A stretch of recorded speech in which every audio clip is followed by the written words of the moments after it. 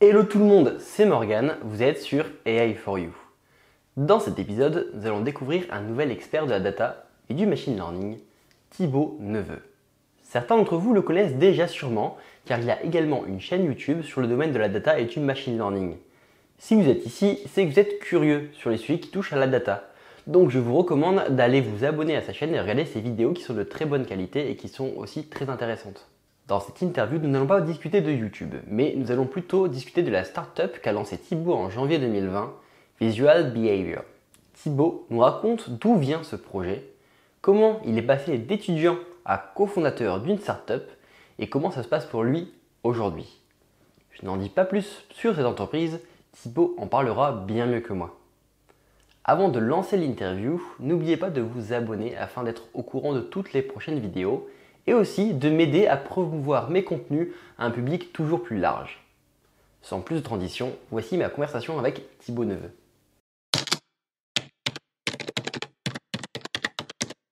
Hello Thibaut, merci d'être venu aujourd'hui pour discuter avec moi autour du sujet lancer une startup dans le domaine du machine learning. Avant de rentrer dans le sujet, j'aimerais en savoir un peu plus sur toi et ton parcours. Puis-je expliquer rapidement le cursus qui t'a amené à travailler dans le monde de la data? Oui, bien sûr. Salut Morgan, déjà merci de m'accueillir dans ton podcast. Alors, le parcours qui m'a amené à créer ma startup aujourd'hui, Visual Behavior, alors ça a commencé du coup, ça a commencé en fait au début de mes études où j'ai commencé à me spécialiser en intelligence artificielle. Ça a été très tôt, j'ai fait un parcours à Epitech, donc j'étais à Epitech Lyon. Et dès la deuxième année, j'ai commencé à être plongé dans mon premier stage dans le monde de la robotique, de l'interaction homme-machine. Et c'est là que j'ai commencé à m'intéresser à comment est-ce qu'on pouvait rendre des robots plus intelligents. Donc j'ai commencé à me former à l'intelligence artificielle à ce moment-là. Et j'ai prolongé ça finalement dans le suite de mon cursus par mes stages et mes expériences. Quand j'ai fait un master, un double master à l'université de Kent en Angleterre, où je me suis spécialisé en IA également. Et ensuite, j'ai eu la chance de pouvoir aller en Californie travailler chez Samsung Research, où j'ai pu avoir l'opportunité de travailler sur des applications robotiques, où encore une fois, j'ai pu voir un peu les limites aujourd'hui de la robotique, de l'intelligence artificielle, du computer vision. Et donc tout ça, ces expériences-là, ça m'a amené, quand je suis rentré de Californie, que je suis revenu en France, à créer avec mon associé une entreprise qui s'appelle Visual Behavior, sur laquelle on travaille sur des sujets liés à la robotique et à la vision, particulièrement en robotique. Je n'ai pas totalement Epitech, mais pour moi, il faisait beaucoup, enfin, beaucoup d'informatique, etc. Il faisait aussi des cours de machine learning. C'était très très discret à l'époque. Enfin, il y avait quelques matières intelligence artificielle, mais c'était très discret en fait, tout comme enfin, dans d'autres aussi écoles. Finalement, la partie machine learning, deep learning n'était pas forcément encore énormément avancée. C'était en train de se démocratiser. Il y avait pas encore les contenus n'étaient pas forcément arrivés du côté des écoles. Donc au moment où j'y étais, c'était un peu comme ça. Donc j'ai dû me former par moi-même sur ces technos-là. Et ensuite, j'ai pu consolider ça quand j'étais en Angleterre. En fait, très rapidement, j'ai été plus ou moins le plus formé dans mon école. Donc, très rapidement, après, c'est moi qui donnais les cours de ce que j'avais découvert à d'autres étudiants. Euh, Après, ça se passe aussi beaucoup comme ça à Epitech. Mais après, je le vois aussi par rapport même au début de Visual Behavior quand on commençait à recruter. Il y avait encore peu de profils qui avaient vraiment des cursus très bien marqués avec vraiment des projets en IA à montrer parce que les universités n'étaient pas encore forcément à jour sur vraiment la rapidité à laquelle Deep Learning avait avancé sur les 2-3 dernières années. Et finalement, là maintenant, au bout de 2 ans qu'on a monté Visual Behavior, dans les profils qu'on commence à avoir, il y a justement, on voit vraiment que dans les écoles, il y a beaucoup plus de projets qui vont dans ce sens et que les étudiants sont beaucoup plus formés à ces technologies. J'ai vu que, un peu comme toutes les personnes qui travaillent aujourd'hui dans le domaine de la data, comme je viens de dire, il n'y avait pas beaucoup, finalement, dans n'importe quel cursus, il n'y avait pas beaucoup de cours en école, il y avait juste des initiations. Donc, je pense que c'est un peu comme tout le monde, tu as suivi des cours en ligne sur Coursera, Mm. Udacity. Si tu avais une formation à recommander pour un débutant dans le domaine, ce serait laquelle? J'en ai fait beaucoup parce que j'en ai testé pas mal finalement. Euh, Surtout que quand j'avais commencé, j'étais en deuxième année, je parlais pas encore très bien en anglais, donc la plupart des contenus étaient en anglais. Donc du coup, j'ai essayé d'apprendre en faisant à chaque fois de regarder différentes sources pour essayer finalement de comprendre un peu les idées. Donc finalement, j'ai testé Coursera, j'ai testé Udemy, Udacity. J'ai testé ces trois plateformes majoritairement. Et finalement, celle qui a été la plus complète et la mieux expliquée, c'était Udemy. Ils ont des certifications qui sont vraiment pas mal et qui, en fait, la manière dont ils appréhendent, donc il y a les cours et ensuite il y a la manière dont ils font les projets. C'est très orienté autour d'un projet qu'on doit résoudre et il y a aussi une notion de il faut qu'on apprenne à faire des readme, à poster le code en ligne pour ensuite le partager vraiment en faisant des beaux readme, des beaux GitHub. Et du coup, ça, c'est une composante que je n'ai pas forcément retrouvée sur les autres formations et qui est du coup assez proche de ce qu'il y a besoin de faire pour des étudiants, par exemple, qui voudraient trouver ensuite un job dans l'IA. Le fait de pouvoir se construire un GitHub au fur et à mesure, c'est une composante assez importante et Udemy avait inclus cette composante dans la formation. Et puis même après, au niveau de la qualité des cours, c'est Udemy que je recommanderais le plus. À savoir qu'il y a quand même une grosse alternative, mais qui a commencé à être utile une fois que j'avais acquis les bases sur la partie machine learning, qui a été simplement les vidéos YouTube des cours qui sont mis en ligne en fait, par des écoles comme Stanford, par exemple. C'est des cours qui, du coup, demandent un peu plus de théorie ou au moins d'avoir compris un peu plus, enfin, pouvoir appréhender en tout cas un cours sous une forme seulement théorique et pas seulement pratique. Et donc, en cela, une fois qu'on aime ce genre de cours et qu'on commence à avoir les bases, ça devient finalement une alternative complètement gratuite et aussi très qualitative. Les cours sont donnés par des professeurs quand même de renom et aujourd'hui, pour le coup, quand je continue à me former sur divers sujets, c'est généralement ce genre de cours que je mets en priorité. Ouais, il y a notamment là le cours de New York avec Yann Lequin qui est vraiment pas mal qui est Ouais, sorti voilà, sur le deep learning qui est vraiment top. exactement. Voilà, sur le NLP, il y a des vidéos de Stanford. Sur le MetaLearning également, il y a des vidéos de Stanford. Renforcement, je crois que c'était les vidéos de Berkeley, de David Silver, qui sont excellentes. Donc voilà, c'est tout ce type de cours finalement qui est quand même vraiment très qualitatif. Ouais, Je mettrai en description du coup les différentes ressources ouais, qu'on a citées. ouais. Et du coup, en parlant de choses qui sont disponibles sur YouTube, tu as créé du coup il y a 8 ans du coup ta chaîne YouTube. Au Mm. début, tu faisais des vidéos de programmation. Et il y a 3 ans, du coup, tu as commencé à faire des vidéos de machine learning, de deep learning et sur le reinforcement learning aussi. Qu'est-ce qui t'a poussé à partager sur ce sujet-là? Écoute, oui, il y a 8 ans, quand j'avais commencé à créer la chaîne, c'était à mes tout débuts parce que je programmais un peu quand j'étais ado. Donc, après, ensuite, vers mes 18 ans, je me suis dit, tiens, je vais faire une petite chaîne YouTube où je vais partager un peu des connaissances, des tutos. Donc, à l'époque, c'était simplement sur du web. Et ensuite, ce qui s'est passé, c'est que quand j'étais à l'université de Kent, en Angleterre, je me suis dit, j'ai commencé à apprendre là, depuis 2 ans des concepts sur le machine learning, sur les réseaux de neurones. Je vais commencer à les partager. Et à la base, ma première idée, j'étais étudiant, j'avais pas beaucoup d'argent. Je me suis dit, je vais faire un cours que je vais vendre en ligne. Du coup, je voulais faire un cours à vendre sur Udemy. Puis finalement, une fois que j'ai fait 10-15 vidéos, j'étais prêt à les partager, les mettre en ligne sur la plateforme. Je me suis dit, en fait, je pense que ce sera, vu en fait le manque de contenu qu'il y a en français sur ce domaine-là, je me suis dit que ce serait une bonne idée de les mettre en ligne en fait, pour que tout le monde voilà, puisse suivre les cours avec moi. C'était pas des cours parfaits, j'étais encore étudiant, donc c'était plus ou moins pris sur mes connaissances actuelles sur le domaine. Mais en tout cas, je pense que ça a été suffisant pour en tout cas aider d'autres étudiants. Donc ça, j'étais assez fier de ça. Et finalement, j'ai continué ensuite à faire des vidéos YouTube assez régulièrement. Un peu moins ces derniers temps, mais jusqu'à en tout cas ma cinquième année et jusqu'à que je sois allé en Californie, j'ai pu entretenir un peu cette chaîne.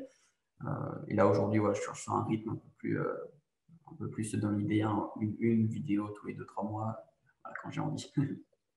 D'accord. De toute façon, moi, c'est un peu le truc que j'essaie de transmettre aussi, c'est qu'il n'y a pas besoin d'être expert sur un sujet pour partager et aider des gens. Parce que même quand on commence à avoir des choses, qu'on a compris des choses, le partager, en fait, ça va aider des personnes qui en savent encore moins. En fait, on n'a pas besoin d'être expert pour être légitime à partager, à créer Ouais. du contenu sur le sujet. Ça, c'est un truc important. Ouais, donc, du coup, donc là, tu es plutôt dans une vision sur ta chaîne de partager quand il y a un sujet qui te plaît ou quand tu trouves le temps. Parce que ouais, C'est j'imagine ça, ouais. que l'entreprise, ça te prend beaucoup de temps, quoi. Ouais, exactement. Et puis, il y a plusieurs choses en fait. En effet, l'entreprise prend du temps, donc j'ai davantage envie de me focaliser là-dessus et à continuer à me former sur d'autres concepts un peu plus avancés qui peuvent m'aider pour l'entreprise. Mais c'est aussi, voilà, c'est aussi en fonction des envies parce que voilà, j'étais dans une période finalement quand j'étais encore étudiant où j'avais cette envie de faire régulièrement des vidéos. Et là, l'envie est moins présente. Donc finalement, je préfère voilà, faire quelque chose vraiment quand j'ai l'envie qui me stimule et qui me donne en vrai la motivation de le faire plus que de le faire parce que je me dis il faut le faire, il faut continuer à faire des vidéos YouTube pour une raison qui n'existerait plus, enfin en tout cas pour moi. Je pense en plus surtout que contrairement à avant, il commence à y avoir d'autres chaînes YouTube qui ont largement pris le relais, qui commencent aussi à faire des cours en français tels que j'avais commencé. Voilà, donc je pense qu'il y a d'autres acteurs qui vont prendre ma place sur la partie formation et qui vont faire les cours encore bien mieux que j'ai pu les faire. Par contre, après, je pense voilà, que je continuerai à faire des vidéos, c'est vrai, de temps en temps, parce que je pense que j'ai toujours quand même des choses intéressantes à dire, en tout cas de par les expériences que j'ai à Visual Behavior et les sujets que j'explore en vision artificielle. D'accord. Donc, comme on a dit, tu as cofondé du coup Visual Behavior à la fin de tes études. Ça t'a pas fait trop peur de te lancer directement du coup à créer une entreprise à la fin de tes études sans avoir beaucoup d'expérience en entreprise en tant que salarié? Ouais, en fait, dans l'idée, comme je l'imaginais quand j'étais encore étudiant, c'était de faire 2, 3 ans en entreprise pour continuer à acquérir de l'expérience et ensuite monter ma boîte. Euh, la réalité, c'est que j'ai l'impression en fait, que c'est plus une question de mindset, plus que de compétences vraiment acquises dans l'absolu. Alors, il y a forcément un certain nombre de compétences à avoir acquises avant de pouvoir le faire, mais si tu veux, si je serais allé dans l'entreprise et j'aurais attendu d'avoir quel est le bon moment, mais s'il me posait la question à chaque fois, est-ce que c'est le bon moment en termes de compétences pour les avoir, ça se trouve, ça n'aurait jamais été. Euh, et donc, finalement, il y a beaucoup de choses que je continue d'apprendre sur le tas, à la fois sur les parties techniques, mais aussi en termes de management, de gestion d'entreprise, pour monter une équipe. Toutes ces choses-là, je les apprends aussi sur le tas. Mais c'est finalement parce que j'ai plus ou moins l'attitude ou le mindset de base pour le faire que je me suis lancé et que j'ai décidé quand même de le faire assez tôt. Et au niveau administratif, est-ce que c'est compliqué du coup de monter son entreprise? Il y a beaucoup de choses à prendre en compte. J'ai eu la chance pour le coup d'avoir m'être associé, enfin avec l'associé donc Rémi Agi avec lequel j'ai pu commencer à travailler dès le début de l'entreprise parce que en fait on s'était connus via une association qui s'appelle Lyon Isaïe, sur lequel on avait pu déjà échanger depuis quelques temps sur la partie robotique, sur la partie vision. Lui, il faisait sa thèse en imagerie médicale et il avait quelques idées. Il avait également fondé un bureau d'études, donc il avait déjà quelques expériences dans la création d'une entreprise, dans la gestion de clients, dans comment est-ce qu'administrativement est-ce que ça peut se faire. Donc on avait pas mal pu échanger là-dessus et finalement le fait qu'il ait lui a déjà eu l'expérience pendant sa thèse et en même temps avec le bureau d'études qui gérait sur la partie administrative, ça a pu aider au début de l'entreprise pour pouvoir mettre en place toutes les paperasses administratives qu'on doit faire quand on monte une startup. Après, voilà, pour moi, ça a été un coup de pouce en quelque sorte d'avoir pu m'associer avec lui.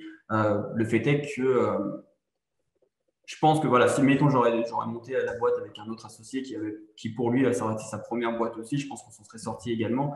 Je pense que c'est plus une question de bien s'organiser mais c'est plus quelque chose en fait qui a à faire de toute manière et ça demande forcément un peu d'organisation. Mais si cette organisation est là, finalement, après, on trouve un peu les rouages qui font qu'on arrive à faire en sorte que le système soit stable et qu'on puisse monter la boîte. D'accord. Et du coup, peux-tu nous présenter ce qu'on n'a pas encore présenté? En fait, c'est présenter qu'est-ce que c'est du coup que Visual Behavior. Ouais. Visual Behavior, ça a pour but de faire en sorte qu'on puisse massivement déployer des robots sur énormément d'applications. Donc, on parle d'applications en industrie, on parle de robots, on peut parler de voitures autonomes, on peut parler de drones. Comment est-ce qu'on fait pour que les robots puissent devenir complètement autonomes? Ça, c'est la problématique à laquelle on a essayé de répondre avec mon associé. Moi, dans les expériences que j'avais eues, j'avais beaucoup remarqué en fait que une des composantes qui manquait pour qu'un robot puisse réellement être autonome, c'était la partie perception. On dit souvent qu'il y aurait 2 piliers pour qu'un robot puisse devenir autonome. D'une part, il y aurait l'action que le robot va faire et la partie perception. Et dans l'idée, en fait, l'action, elle va toujours être plus ou moins aussi bonne que la perception. Si la perception est mauvaise dès le début, l'action va forcément du coup être mauvaise, non pas assez qualitative. Et j'ai beaucoup travaillé avant sur la partie renforcement, l'apprentissage par renforcement. Et souvent, dans ce genre de contexte, on suppose que l'observation est connue, ou du moins, par exemple, elle peut être fournie par un simulateur, par exemple, ou du moins qu'elle est suffisamment bonne pour qu'ensuite l'agent puisse apprendre à prendre des actions par lui-même. Sur le terrain, c'est un peu plus compliqué que ça. C'est-à-dire que l'observation n'est pas toujours suffisamment bonne pour pouvoir rapidement apprendre une action correcte. Et ça, c'est pourquoi on a commencé à travailler, les objectifs qu'on s'est mis, c'est de pouvoir travailler sur cette observation pour faire en sorte que les robots puissent être autonomes dans leur environnement. Donc l'idée, c'est que le produit qu'on développe, la techno qu'on développe, elle est tournée dans cette direction-là. Et donc on est finalement il y a une grosse part qui est de R&D. Et tous les enjeux, c'est de trouver comment est-ce qu'on peut, à partir de ces briques R&D qu'on développe, pouvoir ensuite les commercialiser sur des applications concrètes. Vous travaillez avec quel type d'entreprise Les problématiques auxquelles on répond, c'est aujourd'hui les problématiques qu'il y a en robotique quand on déploie des robots, c'est généralement le prix des capteurs qu'il y a besoin pour faire en sorte qu'un robot soit autonome. Si on pense à la voiture autonome, généralement, beaucoup de constructeurs se tournent par exemple vers le lidar parce que ça fournit une perception du monde sur laquelle on peut suffisamment avoir confiance pour ensuite faire une action, en l'occurrence faire en sorte que la voiture conduise toute seule. Par contre, ça coûte ensuite le fait que les capteurs coûtent cher. Ce qui peut passer sur une voiture autonome, mais lorsqu'on pense vraiment à la grande autonomie sur tous les robots, des robots par exemple beaucoup plus petits, mettons un robot à $1000, envisager de mettre un ou deux lidars sur le robot pour avoir une bonne compréhension de l'environnement, ça doublerait le prix du robot, ce qui ne serait pas forcément acceptable pour passer en production. Donc d'une part, on est sur ces problématiques de prix de capteurs, donc ce qui fait qu'on travaille seulement sur des caméras pour comprendre le monde. Donc en fait, on va privilégier le développement de l'intelligence à celui du capteur.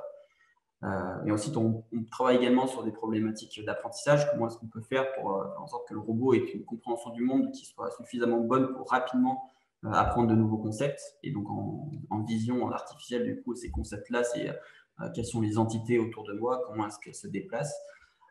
Et enfin, les coûts de développement qu'il y a généralement en vision artificielle, où généralement on doit souvent refaire la même chose parce que la représentation qu'on fournit à un robot n'est pas suffisamment généraliste. Et donc, on travaille énormément sur cette partie-là pour faire en sorte que la vision qu'on développe pour un robot soit la même, qu'elle soit sur un drone, ou qu'elle soit sur une voiture, ou qu'elle soit simplement, par exemple, sur un robot dans une industrie qui doit saisir un objet. Sur cet axe-là, c'est quoi votre différenciation par rapport à vos concurrents? Parce que j'imagine qu'il y a d'autres personnes qui travaillent sur ce sujet-là. Oui, effectivement. Alors, on a une grosse concurrence. Finalement, des entreprises qui travaillent sur des sujets de recherche liés à la vision, il y en a énormément. Il y en a beaucoup qui font de la recherche sur ce domaine-là, ce qui fait que ça avance très vite. Par contre, on a finalement moins de concurrents vraiment quand on commence à prendre si on prend vraiment à regarder la partie de la vision pour la robotique, qui prend en compte toutes ces problématiques que j'ai citées, plus des problématiques de temps réel, de latence. Là, forcément, ça réduit un peu le nombre de concurrents. Je vais donner un exemple très simple. Par exemple, en voiture autonome, généralement, comment est-ce qu'on évalue des modèles de machine learning? Il y a un modèle qui va faire une prédiction, un set de bounding box. On va dire, là, je vois une voiture ici, là, je vois un piéton. Et ensuite, on évalue avec une métrique donnée la performance du modèle. Le fait est qu'on évalue, par exemple, la performance du modèle en réalité à l'instant où on avait donné l'image au modèle. Ce qui fait qu'au moment où le modèle fait la prédiction, en réalité, le monde a déjà changé. C'est-à-dire qu'il s'est passé déjà quelques millisecondes, voire une seconde selon les modèles, qui fait que le monde ne correspond plus réellement à ce qu'il était au moment que le modèle a eu. C'est-à-dire que si on prend une action basée sur cette observation du modèle, cette observation est déjà en fait passée. Et c'est ce genre, en fait, par exemple. Et donc là, concrètement, nous, le genre de métriques sur lequel on va pouvoir travailler, c'est des métriques qui prennent en compte la latence et qui, du coup, comparent la vérité du modèle. Vraiment, au moment où le modèle fait sa prédiction, on compare la vérité par rapport à vraiment dans le temps, comment est-ce que les choses ont évolué. Et donc ça, par exemple, c'est de ce type de choses sur lesquelles on va aller travailler parce que c'est très orienté autour de la robotique. De même, on va faire en sorte de travailler seulement sur des algorithmes qui ont une persistance temporelle. Donc, par exemple, si on est dans un contexte robotique, encore une fois, ça n'a pas de sens, en fait, par exemple, à un moment, à l'instant T, de dire il y a un objet ici, et à T+1 de dire bah non, maintenant il n'est plus ici. En réalité, si on repart en fait de concepts physiques de base, c'est le fait qu'un objet, en fait, il ne va pas disparaître d'un seul coup. Et c'est ce genre de concept qu'on essaye d'inclure dans le réseau pour que ce soit une contrainte qu'on puisse lui mettre et que temporellement, finalement, toutes les prédictions soient stables. et que le réseau puisse finalement s'améliorer au fur et à mesure parce que c'est un peu nous en tant qu'humains, on va visualiser une scène et on va pouvoir aller temporellement regarder plein de nouveaux détails, avoir une représentation encore plus fine, plus on regarde la scène. Ben, les réseaux sur lesquels on travaille, ils ont également ces propriétés-là. En tout cas, on essaye de leur inclure ces propriétés-là, de faire en sorte qu'ils soient persistants et qu'ils s'auto-améliorent au fur et à mesure qu'ils vont observer une scène. Et du coup, c'est vachement intéressant. Surtout, j'avais jamais pensé au fait du coup, de la latence, quoi, de Ouais, la ça, en vision. fait, Ça, c'est. si on évalue beaucoup de modèles actuellement en prenant en compte la latence, alors en fait, ils n'ont pas été, la vérité, c'est qu'ils n'ont pas été créés pour gérer ce type de problématique qu'est la latence. Ils ont été créés pour des problématiques simplement d'analyse d'image, du coup, ce qui convient très bien. Par contre, en réalité, aujourd'hui, en robotique, c'est ce même type d'algorithme qui est généralement utilisé dans des problèmes où la latence peut compter, comme par exemple la voiture autonome. Du coup, c'est clairement là que ça a un intérêt. J'imagine que peut-être du coup à l'état, vous essayez de travailler à l'état de l'art Ouais. de ce qui existe. Du coup, est-ce qu'après vous envisagez de partager via la littérature scientifique ou des conférences, des choses comme ça, ou via Ouais, des brevets ou c'est dans le pipe. En fait, on a eu une grosse première année à la création de l'entreprise qui a été beaucoup drivée par de la R&D. On avait du coup tous ces concepts que je viens de te citer déjà en tête euh, sur comment est-ce qu'on pouvait adapter la vision pour qu'elle soit plus en lien avec les problématiques robotiques. Donc, on a eu une grosse année de R&D où on a pu tester toutes ces hypothèses, toutes ces idées qu'on avait. Et aujourd'hui, on est dans une phase où on commence à avoir un socle qui commence à être intéressant par rapport aux objectifs qu'on s'était fixés. Et donc aujourd'hui, on a pu rattraper l'état de l'art sur les domaines qu'on visait. Aujourd'hui, généralement, quand il y a un nouveau papier, on peut l'implémenter assez rapidement. Des fois, il n'est même pas encore sorti à la conférence, il y avait déjà le brouillon qu'on a pu implémenter. Donc là, on est à un stade où, en effet, dans la prochaine année, on peut envisager en effet de commencer à pouvoir publier sur ce domaine-là. pour entreprise, c'est pas toujours, je veux dire, rentable de publier parce que ça demande quand même un gros travail finalement. Ouais. Et il n'y a pas forcément de retour sur investissement à part justement de la communication. Du coup, et vous, c'est Ouais. quoi? Vous vous positionnez comment par rapport à ça? En fait, on est dans un domaine qui est extrêmement drivé par de la recherche, même nos objectifs, enfin, un de nos objectifs, c'est de pouvoir faire des partenariats avec des gros groupes industriels. Euh, on parle par exemple de groupes qui pourraient travailler sur des systèmes ADAS pour les voitures, ou alors qui pourraient travailler sur des drones autonomes, sur des AGV dans des entreprises pour déplacer un robot d'un point A à un point B en déplaçant des charges. Donc, ce genre d'entreprise. Alors, elle recherche plusieurs choses, ça dépend lesquelles, mais certains partenaires avec lesquels on pourrait travailler, ce qu'ils veulent, c'est des métriques. Sur concrètement, comment est-ce que ce qu'on fait peut se différencier d'autres méthodes. Euh, Même si dans le concept, ça se différencie, ce qu'ils veulent après, derrière, c'est des vraies métriques sur lesquelles pouvoir se baser. Et donc ça, pour nous, ça nous demande en effet soit de faire un travail au niveau d'un brevet, par exemple déposer un brevet, soit de faire un travail pour aller les publier dans des conférences et vraiment montrer que sur certaines métriques, il y a vraiment un avantage à utiliser notre solution au lieu d'une autre. Donc ça, forcément, ça demande beaucoup de temps. La solution, a priori, de ce qu'on a vu, la solution la plus simple, ce serait de déposer un brevet. Le fait est que c'est encore compliqué aujourd'hui de déposer des brevets en machine learning. C'est en train en fait, dans la manière dont ils valident aujourd'hui les brevets, ça a mis du temps pour vraiment que ça soit mis à jour et que ça puisse correspondre à ce qui se fait aujourd'hui en machine learning. Donc, ce qui fait qu'il y a beaucoup de brevets qui sont déposés en machine learning, mais il n'y en a pas encore beaucoup qui ont été validés. D'accord. Et donc, il y a une petite latence à ce niveau-là. Donc, pour nous, ça pourrait être en effet à un moment donné un effort à faire d'aller publier sur vraiment des brevets sur les technos qu'on fait. Par contre, si, mettons, on fait l'effort de publier dans une conférence, en réalité, on aura déjà fait également le travail nécessaire pour en même temps publier un brevet. Donc, c'est possible qu'une stratégie à adapter, ce soit par exemple à la fois publier en conférence et à la fois de déposer un brevet, de faire les deux en parallèle. Euh, Par contre, on a dans l'idée, en fait, ça peut être plus intéressant, c'est un point de vue communication pour nous d'aller publier dans des conférences parce que ça apporte une crédibilité en fait aux recherches qu'on mène et qui est à la fois aussi une question de partage avec la communauté sur ces sujets-là, surtout que la communauté en machine learning est extrêmement active. Donc, il peut avoir vraiment un gros intérêt en termes de communication et de crédibilité à aller publier sur des conférences. Donc voilà, là aujourd'hui, on est un peu entre les deux. On sait qu'au niveau de développement où on en est, dans l'année qui va suivre, ça va être envisageable d'aller publier. La question de est-ce que ça va être d'abord brevet ou d'abord conférence reste encore à décider. Ouais, puis après aussi, je pense que le fait d'essayer de publier des recherches, c'est aussi pour avoir en fait finalement attirer les talents des gens qui ont envie de Ouais. faire de la recherche parce que on sait que finalement le portefeuille de publication, c'est important pour des gens qui veulent faire de la R&D. Donc, ça Ouais. permet de voir qu'une entreprise laisse du temps pour publier, pour travailler, etc., ses recherches Mm. et travailler ses articles. Et bah, c'est quelque chose que certaines personnes, du coup, recherchent quand ils veulent faire de la R&D, quoi. Mm. Ouais, bah, dans l'idée, en fait, dans l'organisation du temps qu'on a dans l'entreprise, c'est vrai qu'on arrive suffisamment à dégager de temps. On avance sur différents sujets. On avance sur comment est-ce que notre techno peut être déployée sur des domaines précis. Sur ces sujets-là, généralement, on avance avec un partenaire industriel qui a des problématiques sur lesquelles on peut directement tester notre techno pour voir, en effet, si du coup notre approche a une valeur ajoutée.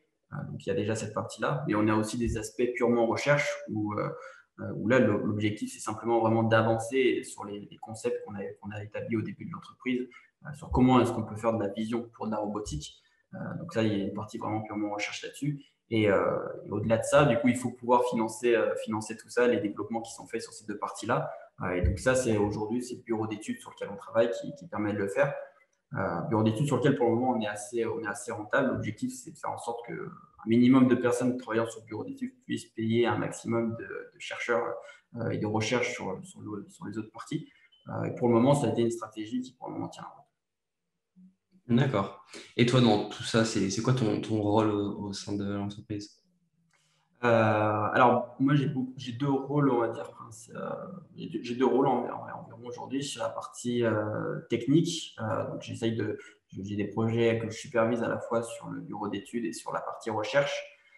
Finalement, la composante Epitech fait que j'apporte beaucoup sur la partie développement. Euh, Finalement, l'association avec mon associé qui a beaucoup plus de la partie théorique et recherche.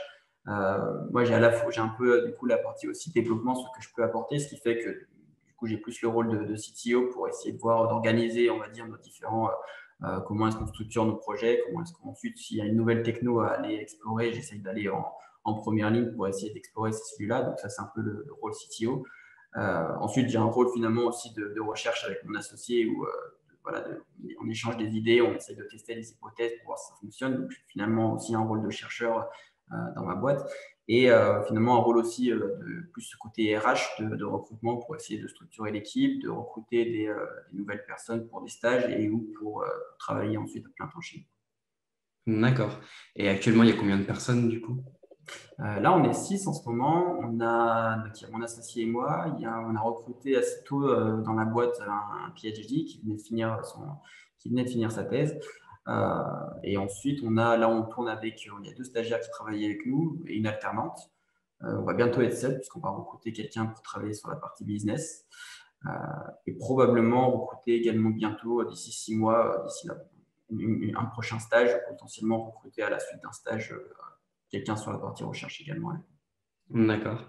Et sur la partie de bureau d'études, est-ce que tu aurais parlé de quelques projets sur lesquels vous travaillez? Oui, bien sûr. Alors, sur la partie bureau d'études, en fait, on est toujours sur des projets de vision. Donc, ce n'est pas toujours des projets robotiques, mais c'est toujours des projets qui sont liés au computer vision. Dans l'idée, on essaye d'exploiter finalement les compétences assez avancées qu'on fait sur la partie recherche de notre côté pour les réappliquer avec nos clients sur des problématiques. C'est des problématiques qui sont généralement toujours liées à des projets à de la recherche. Donc, c'est souvent, on va faire un état de l'art pour essayer de visualiser qu'est-ce qui peut être utilisé dans l'état de l'art. Et on va essayer de définir des solutions pour comment est-ce que ça peut être déployé dans un vrai contexte et utilisé par nos clients. Et donc, par exemple, un des projets sur lesquels on avait travaillé, c'était avec Icleo. C'est une entreprise qui fait de l'analyse pour essayer de voir, par exemple, dans des restaurants, la quantité de nourriture gaspillée, le taux de gaspillage alimentaire. Et donc là, en fait, on leur avait fait un pipe, par exemple, de computer vision pour pouvoir essayer d'analyser et détecter les volumes qu'il y avait sur les plateaux à la fin pour détecter par type d'aliment quel était le gaspillage qu'ils pouvaient avoir. Donc ça, c'est le type de projet qu'on peut réaliser. Actuellement, on travaille avec d'autres clients, plus sur une partie où vraiment il y avait un besoin d'abord faire un état de l'art pour essayer de visualiser qu'est-ce qui pouvait être utiliser vraiment concrètement et appliquer. C'était sur de la forgery, donc c'est la détection d'anomalies sur des documents. C'est par exemple des documents qui auraient pu être falsifiés, modifiés. Et donc, c'est essayer de détecter quand ça a été le cas. Donc, c'est quelque chose qui est très lié vraiment à la recherche. Il y a beaucoup de méthodes qui ne sont pas forcément applicables directement. Et donc là, nous, on a un intérêt, c'est vraiment d'aller chercher l'état de l'art et de faire un plan pour ensuite pouvoir appliquer ça et que ce soit concrètement utilisable. Donc voilà, c'est sur ce type de problématique qu'on travaille. Dans l'idée, sur le bureau d'études, ce qu'on voudrait, c'est pouvoir, au fur et à mesure qu'on avance, pouvoir maximiser les projets qui sont en lien avec la robotique pour que ce soit également une nouvelle opportunité de par le bureau d'études de pouvoir appliquer notre techno sur des projets robotiques. D'accord. Du coup, je comprends bien, il y a des personnes bureau d'études et il y a des personnes projet. Enfin, il y a des personnes bureau d'études et il y a des personnes plutôt recherche. Ouais. Et du coup, comment ça se passe ça? Il y a des personnes qui sont dédiées recherche, des personnes dédiées bureau d'études ou finalement, quand il y a un projet sur le bureau d'études, chacun fait des petits bouts et le temps est séparé entre du temps bureau d'études, du temps recherche? Alors, généralement, ce qui se passe, c'est que Rémi, mon associé et moi, généralement, on manage des projets qui sont sur le bureau d'études. Donc, on essaie d'avoir des pointeurs, de définir un peu les tâches qui vont devoir être faites. Donc, on est plus sur la partie management. Pour le moment, du coup, Julien, qui travaille avec nous à plein temps, donc il travaille sur ce bureau d'études avec potentiellement, du coup, un ou deux stagiaires qui peuvent bosser sur ces projets-là. Ça va dépendre aussi des profils des personnes. Des personnes, des fois, sont plus adaptées potentiellement à travailler sur des projets où c'est de l'appliquer. Et d'autres personnes vont avoir plus peut-être de facilité sur la partie recherche. Donc, généralement, ça peut dépendre aussi des profils de chacun et aussi finalement du nombre de personnes aussi qu'on a disponibles. Parce que finalement, si on accepte un contrat sur le bureau d'études et que tout le monde est déjà pris, en quelque sorte, on va devoir le premier qui est disponible pour travailler dessus. Donc, voilà, ça peut dépendre à quel point est-ce qu'on est busy sur une période, enfin, que l'équipe est occupée sur une période, ou à quel point on a des ressources disponibles, on va pouvoir un peu plus choisir la personne la plus adaptée pour travailler dessus. Où tu vois du coup Visual Behavior dans 5 ans? Bien, dans 5 ans, on va dire, si tu veux, nous, avec mon associé, notre rêve, c'est un peu de pouvoir être en quelque sorte le arme de la vision. Le comment? Le ARM, les processeurs. En fait, si tu veux, nous, la manière dont on visualise les choses, c'est qu'il existe en fait en soi une brique qui pourrait être mise sur tout robot pour avoir vraiment une compréhension déjà suffisamment fine de l'environnement pour que tout développeur qui fasse de l'action sur un robot ou qui développe des applications robotiques, quelles qu'elles soient, puisse rapidement avoir un très bon contexte de qu'est-ce qui se passe, de quels sont les différents objets dans la scène. Et donc, nous, notre but, c'est de pouvoir obtenir les partenariats dont on a besoin pour pouvoir tester cette techno et ensuite pouvoir que notre techno soit finalement dans un set de caméras directement inclus et que voilà, ce soit presque transparent pour un développeur qui utilise notre techno. En fait, pour lui, il utilise simplement une caméra, mais qui est en fait déjà suffisamment intelligente pour qu'elle lui retourne tout ce qu'il a besoin pour commencer à faire une application robotique. Ok, c'est ambitieux, c'est bien. Voilà, c'est la direction, on va dire, qu'on prend aujourd'hui. Ouais. D'accord. C'est assez dur hein, parce que vraiment, si on parle de création de start-up, le chemin en fait qui est privilégié, ou du moins sur lesquels, par exemple, les investisseurs vont avoir en premier confiance, ça va être un projet qui est très, très centré autour d'une verticale. Là, il y a une problématique sur cette verticale. La solution qu'on développe, elle règle ce problème. Voilà, on regarde combien d'utilisateurs ont ce problème, combien pourraient l'acheter. Voilà, ça permet de justifier le fait qu'il y a un intérêt à investir là-dedans. La techno qu'on développe, elle a beaucoup plus pour but d'être déployée horizontalement, ce qui fait forcément que c'est un chemin déjà un peu plus long, un peu plus compliqué en termes de monter vraiment un projet pour avoir de la crédibilité. Donc, ça prend un peu plus de temps. Et donc, c'est aussi toutes ces problématiques qu'on doit gérer plus stratégiques sur comment est-ce qu'on déploie notre techno, comment est-ce qu'on fait survivre la boîte suffisamment longtemps pour qu'on puisse arriver aux objectifs qu'on s'est fixés. Avec l'évolution du coup de cette vision sur 5 ans, toi, ton but, c'est de continuer à occuper un poste technique ou d'évoluer vers un poste de management? En fait, c'est assez marrant parce que j'ai l'impression, alors, ça peut être aussi assez biaisé par mes expériences, mais je m'en étais rendu compte quand j'étais allé en Californie. dans l'évolution en fait, de carrière des personnes par rapport à l'évolution généralement en France. Du coup, l'évolution qu'on dit qui pourrait se passer, c'est souvent en France, j'ai l'impression qu'il y a beaucoup de développeurs, par exemple, qui lorsqu'ils évoluent, se tournent potentiellement vers plus vraiment un rôle de manager ou voilà, pour ensuite, après, voilà, utiliser leurs compétences pour ensuite manager des gens sur ces mêmes thématiques. Et souvent, ce que j'ai vu en Californie, même quand je parlais avec des gens là-bas, des Français qui avaient connu avant en France et ensuite qui sont expatriés aux États-Unis, ce qu'ils disaient, c'est que souvent, en fait, aux États-Unis, c'est un peu différent. C'est qu'en fait, les développeurs ont tendance plus à continuer à être des développeurs, pas forcément être managers. Alors, il y en a qui le font, bien sûr, mais ils sont plus vus comme des rockstars, entre guillemets, parce qu'ils ont accumulé de l'expérience qui font forcément un peu de management de projet, mais ils restent quand même très techniques. Euh, Aujourd'hui, pour le moment, j'ai enfin, je voudrais continuer plus sur la technique. Alors, bien sûr, le fait que je sois cofondateur de la boîte fait que je vais forcément faire beaucoup de management et voilà, beaucoup de gestion de projet.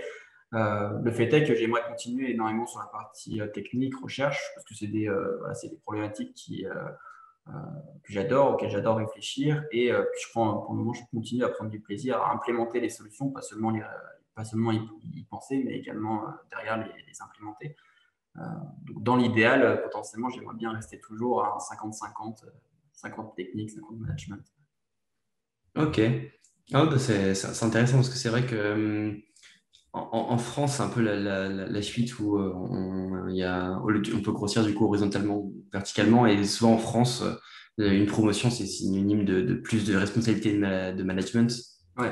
Et que en France aussi, on a tendance du coup à mieux rémunérer le management. C'est ça aussi qui fait en sorte que les gens en évolution de Ouais. carrière, ils préfèrent faire du management, alors que c'est vrai que aux États-Unis, comme tu disais, même en machine learning, il y a un peu des rockstars C'est ça, ouais. et donc J'ai du coup l'impression qui qu'ils sont mieux rémunérés, mieux valorisés, quoi. C'est ça, tu pourras rester, j'ai l'impression, aux États-Unis, encore une fois, c'est une impression, je ne vais pas aller vérifier exactement quels étaient les chiffres et tout, mais j'ai l'impression, en effet, aux États-Unis, tu pourrais rester quasiment au même poste pendant 5 ans, mais par ton expérience, en fait, simplement, tu peux avoir des augmentations, en fait, tu passes différents niveaux et en réalité, vraiment, tu es reconnu pour tes compétences et ça c'est pas forcément corrélé automatiquement à un poste plus haut dans la hiérarchie, quoi. D'accord. Et du coup, j'ai un peu fouillé les sites. Je suis tombé sur les offres d'emploi et Mhm. j'ai vu que vous demandez aux gens de travailler en C++. Du coup, je me suis dit pourquoi? Parce que vous redéveloppez vos propres packages, etc. Parce que en fait, finalement, quand on regarde souvent les offres d'emploi, c'est en Python ou en R. Il y a seulement Mhm. les boîtes comme DeepMind, Google, Apple, Facebook qui demandent du C++ parce que eux, Mhm. ils redéveloppent leur propre package Ouais. finalement. Et c'est la question que je me demandais, est-ce que du coup, vous redéveloppez vos propres packages? Alors, pas exactement. En fait, ce qui se passe, c'est que si tu veux, pour donner un exemple très concret, ces 5 dernières années, on avait à peu près compris, les industriels qui produisaient par exemple des capteurs pour l'intelligence artificielle, avaient à peu près compris que les convolutions, c'était par exemple l'outil à développer pour faire en sorte qu'il y ait de la vision. Donc, ils ont vraiment investi énormément sur comment est-ce qu'on peut accélérer ce type d'opération pour faire en sorte que ça tourne mieux, plus vite, et qu'ensuite, une fois qu'on déploie un modèle qui est basé sur des convolutions, ben, ça puisse tourner à balle sur son embarqué, par exemple. Euh, la réalité, c'est qu'aujourd'hui, dans dans les modèles qu'on développe, il y a des fois des opérations, des types d'inférences sur les modèles qui sont assez différentes quand même de ce qui est disponible, qui est directement à utiliser sur des packages d'inférences classiques, par exemple sur des tensors RT, enfin sur tensor RT par exemple. C'est celui qu'on utilise. Ce qui fait qu'on a souvent le besoin, dans des cas d'inférence, d'essayer d'optimiser certaines opérations ou manières d'exécuter le réseau pour faire en sorte qu'il s'exécute différemment avec des opérations qui ne sont pas encore des fois totalement supportées et qui sont déjà, enfin, il n'y a pas déjà un kernel qui accélère déjà cette opération-là. Ce qui fait qu'on a des fois sur certaines opérations le besoin d'implémenter nos propres kernels pour qu'elles puissent être exécutées. Ok, d'accord. Après, du coup, là, j'avais juste une question que je me demandais, que je pose souvent à des gens du coup, qui recrutent dans les boîtes. C'est comme tu m'as dit, tu as été une fonction de recrutement. Hmm. Qu'est-ce qui fait, pour toi, qu'est-ce que c'est un bon data scientist? Et quand tu recrutes quelqu'un, c'est quoi les compétences et les capacités que tu recherches en priorité? Alors, il y a plusieurs thématiques qui nous intéressent. En soi, il y a forcément la partie la partie un peu deep learning, réseau de neurones, mais il y a également la partie mathématiques, computer vision, photogrammétrie, robotique qui joue. Donc, on tombe rarement sur un candidat qui a toutes ces capacités directement. Par contre, une des choses que j'ai appris en faisant du recrutement, c'est qu'il faut, au mieux que possible, alors après, ça peut beaucoup dépendre aussi des besoins qu'on peut avoir ponctuellement, mais au mieux que possible, il faut majoritairement s'intéresser à ce que le candidat a apporté, plus que chercher des critères précis. Parce qu'il y a des candidats, en fait, qui, s'ils sont mis sur certains types de projets et managés d'une certaine manière, vont pouvoir exceller parce qu'ils ont un certain set de capacités et ils ont aussi une manière de travailler qui est la leur. Et d'autres candidats vont avoir une manière de travailler différente et des skills différents quand ils vont arriver. Euh, et des fois, ça peut, par exemple, si on reste trop attaché à un certain point précis, on s'était dit, ça, c'est les points que je recherche, et du coup, voilà, si le candidat ne correspond pas, je vais passer. On pourrait passer potentiellement à côté de quelque chose, à côté de ce que le candidat a vraiment à offrir. Donc, j'essaye d'éviter d'avoir vraiment des critères très précis quand je recrute, et puis essayer de voir ce que le candidat a apporté. Et après, les deux, pour nous, il y a quand même les points importants. C'est une partie que créativité. Alors, ce n'est pas tous les candidats qui peuvent l'avoir. Il y en a, ça peut nous aller s'ils ne l'ont pas, mais il y a une partie créativité dans la capacité du candidat à amener de nouvelles idées. Par exemple, à penser à un problème. Par exemple, un des recrutements qu'on fait, un des tests techniques qu'on fait, c'est implémenter un papier de recherche. Et donc, pour nous, ce qui va être important, c'est est-ce que le candidat a simplement implémenté le papier en suivant, entre guillemets, ligne par ligne, les instructions, ou est-ce qu'il est capable en fait d'extrapoler les idées de ce papier à d'autres domaines, d'essayer de limite recréer un nouveau papier à partir de ces idées-là, donc vraiment de générer de nouvelles idées. Donc ça, c'est un point qu'on aime beaucoup et qu'on aime tout particulièrement si un candidat a ces capacités-là. Et ensuite, il y a un gros point aussi qu'on aime, c'est plus la capacité à implémenter rapidement des solutions. C'est justement au-delà de simplement des idées et ou des compétences théoriques ou de la compréhension théorique, c'est la capacité à rapidement mettre en œuvre une solution qui, voilà, selon les candidats et selon leur background, peut avoir un très bon background théorique, mais beaucoup moins de pratique. Ok. Et du coup, c'est parce que en ce moment, les data scientists, c'est pas toujours facile de les embaucher. Est-ce que c'est pas pour une petite structure, est-ce que c'est pas compliqué du coup d'attirer ce type de profil? Alors pour le moment, on n'a pas encore recruté directement, enfin on a recruté une fois Julien, mais qu'on connaissait déjà d'avant, quand il avait fini, dès qu'il a fini sa thèse. Donc on connaissait déjà, donc on a pu le recruter directement. Par contre, on n'a pas depuis essayé de recruter vraiment après, genre après quelqu'un qui était déjà par exemple sur le marché de l'emploi, qu'on aurait dû débaucher, enfin on n'a pas été encore confronté à ce genre de cas. Les cas plus qu'on a du coup aujourd'hui, c'est des recrutements majoritairement pour des stages techniques. Donc là, pour le coup, on a quand même on reçoit beaucoup de candidatures. Donc il n'y a pas cette problématique vraiment d'aller. On n'a pas assez suffisamment de personnes qui postulent. Souvent, c'est plus comment est-ce qu'on peut au mieux filtrer Ouais. voilà, et recruter les candidatures qu'on reçoit. Parce que l'objectif pour nous, là, c'est de trouver, potentiellement, ça va être de recruter quelqu'un qui ensuite pourra passer en full-time chez nous. Donc ça, c'est la stratégie à court terme. Et potentiellement, oui, on se confrontera à d'autres problèmes le moment où la stratégie de développement ou pour faire grossir l'équipe, ce sera de recruter des personnes déjà sur le marché. Je pense que oui, ce serait notre stratégie de RH à découvrir. D'accord. Et bah, du coup, je vais passer, on arrive vers la fin du coup des interviews. Il y a des questions que je pose un peu que je pose à toutes les interviews. C'est quel conseil donnerais-tu à quelqu'un qui veut devenir data scientist? Le conseil que je donnerais, faire des projets extrascolaires. Ouais, en fait, c'est réaliser des projets qui vont hors du cursus, quelle que soit la formation en fait, que la personne a suivie, que ce soit l'université, dans une école d'ingénieur ou dans des formations enfin, sur des bootcamps de 2-3 mois. C'est faire des projets par soi-même.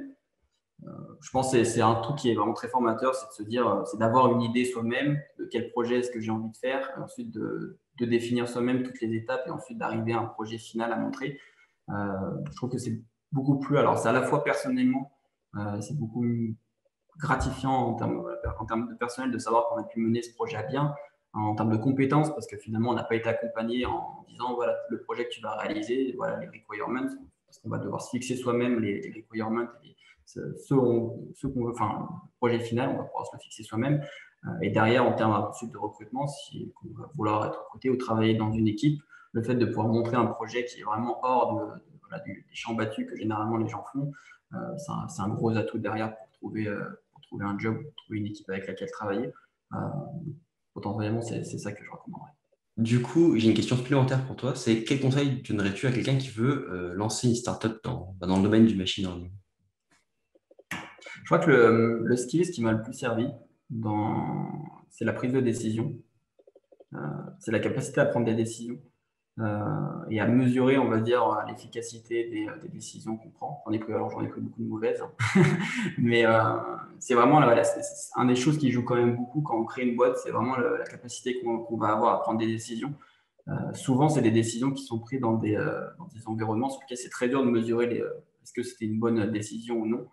Euh, et donc, cette capacité plus ou moins vraiment à comparer toutes les solutions, les alternatives, et ensuite à faire vraiment un travail pour regarder les décisions qu'on a prises par le passé, faire un travail vraiment pour essayer d'examiner si elles étaient bonnes ou pas, a posteriori, après 2-3 mois.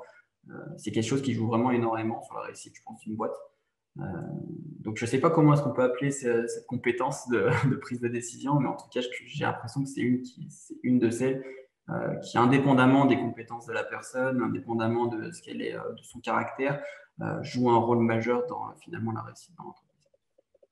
D'accord. Ouais, de toute façon, je pense que c'est le plus difficile. C'est quand on crée un projet, il y a juste tout le champ des possibles qui s'ouvre à nous. Et le but, Ouais. c'est quoi la meilleure décision que je dois prendre, c'est quoi le meilleur choix à faire pour faire en sorte de qui capitalise le plus sur l'avant, pour créer mon projet, pour arriver au bout de ma vision, quoi. Exactement. Ouais. Puis surtout que du coup, quand la boîte est amenée à grossir, hein, évidemment les décisions qu'on va prendre vont impacter qu'est-ce que les collaborateurs, ce sur quoi les collaborateurs vont travailler aussi de leur côté. Donc, une mauvaise décision, ça peut s'impacter en fait en 2 mois par exemple de travail qui pourrait être entre guillemets perdu, dans le sens où il y aurait potentiellement une meilleure alternative à faire. Et donc, voilà, ça peut avoir des conséquences assez lourdes finalement sur une entreprise. D'accord. Est-ce que tu as un livre dans le domaine que tu conseilles souvent? Euh, Pas vraiment. En fait, par défaut, je pourrais conseiller le livre Deep Learning. C'est ce que la plupart font. Ouais. Euh, le fait est que je me suis beaucoup formé à travers d'autres types de médias, moins à travers des livres. Je ne sais pas pourquoi ça s'est passé comme ça, mais j'ai plus tendance en fait que dans les livres que je lis à lire des choses qui ne sont pas du tout liées au machine learning et à l'IA, parce que j'aime bien avoir deux mondes, on va dire, vraiment le moment où je fais pause sur la partie IA et que je lis d'autres types de contenus. Donc finalement, de mes lectures, je n'ai pas forcément un livre en particulier à recommander sur l'IA en particulier. D'accord. Et est-ce que du coup, tu as une citation, un proverbe qui vient souvent à l'esprit? Faut viser, enfin, c'était quoi? Il faut viser les étoiles, ou au pire, t'atterriras sur la Lune.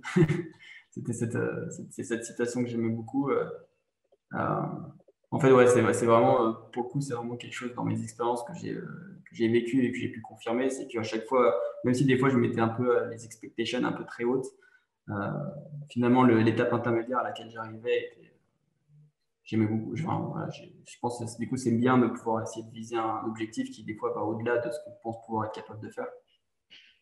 Sur le long terme, ça me paraît être une bonne attitude à avoir.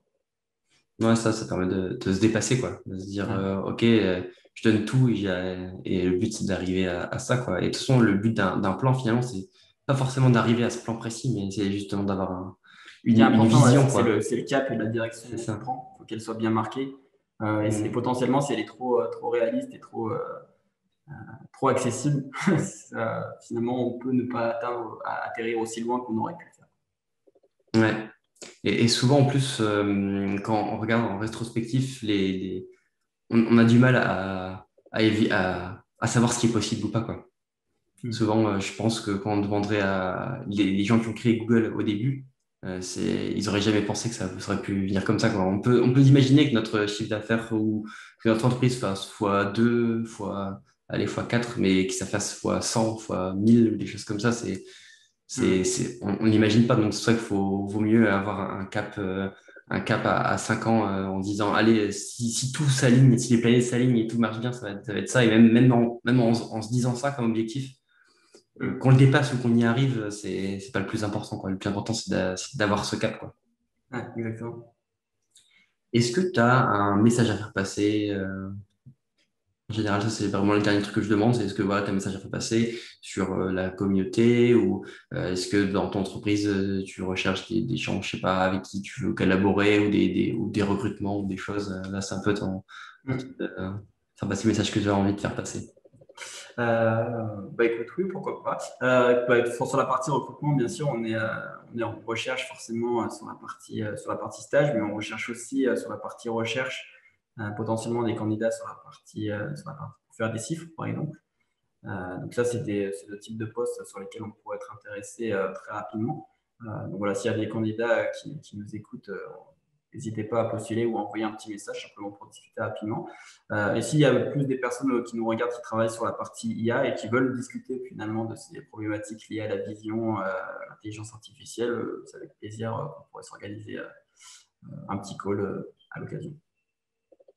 D'accord, bah merci beaucoup Thibaut d'être venu là pour partager en fait du coup de ce que tu fais, de ce que tu as fait du coup avec Visual Behavior et ce que tu comptes faire dans les prochaines années, c'était vraiment super intéressant. Il y a j'ai appris pas mal de choses sur vraiment la robotique et l'IA, parce que c'est quelque chose que je connais, que je n'étais pas du familier. Donc merci, et je pense que les personnes qui nous ont écouté ont appris, je pense, aussi pas mal de choses sur l'IA, mais aussi sur comment créer, enfin, finalement, comment créer une startup, une entreprise en fait, autour de ces technologies-là. Donc, je te remercie encore.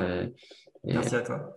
Merci beaucoup d'avoir suivi cette vidéo jusqu'au bout. Si vous avez aimé la vidéo, n'hésitez pas à la liker et à vous abonner à la chaîne.